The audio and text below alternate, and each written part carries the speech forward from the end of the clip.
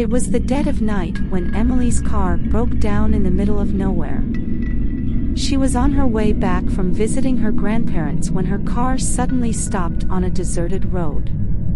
Emily looked around and all she could see was the dark, eerie forest that surrounded her. She checked her phone, but she had no signal. She tried starting the car again, but it was no use. Emily knew she had to get help, but she didn't know how or where to go. As she was contemplating her next move, she heard a strange noise coming from the woods. It sounded like footsteps, slow and deliberate, coming closer and closer. Emily's heart began to race. She tried to shake off the fear, but it was no use. The footsteps continued to approach, getting louder and louder. Suddenly, a figure emerged from the darkness. It was a tall, thin man wearing a black suit with a white shirt and black tie. His face was obscured by a top hat. Emily's fear turned to terror as she realized that the man was not human. The man approached Emily and she could feel his breath on her neck. She tried to run, but her legs felt heavy and unresponsive.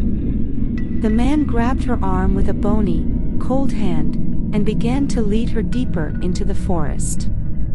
As they walked, Emily could hear the sound of laughter and whispers coming from all around her.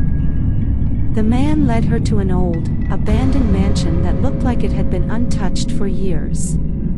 Inside, the mansion was dark and musty. The man led her to a room with a large, ornate mirror. He pushed her in front of it and Emily saw her reflection staring back at her. But her reflection was different. Her eyes were black and soulless, and her skin was pale and lifeless. Emily tried to scream, but no sound escaped her lips. She felt a cold, icy hand wrap around her neck, choking her.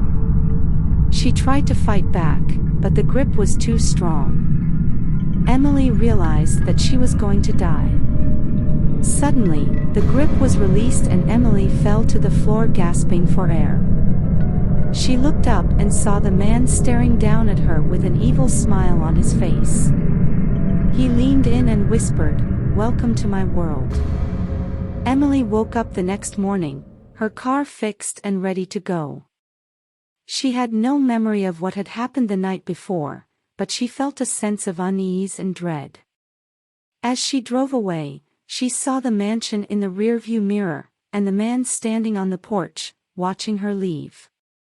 Emily never spoke of that night again, but she knew that she had encountered something beyond human comprehension. She knew that she had been to the other side, and that it was a place she never wanted to return to.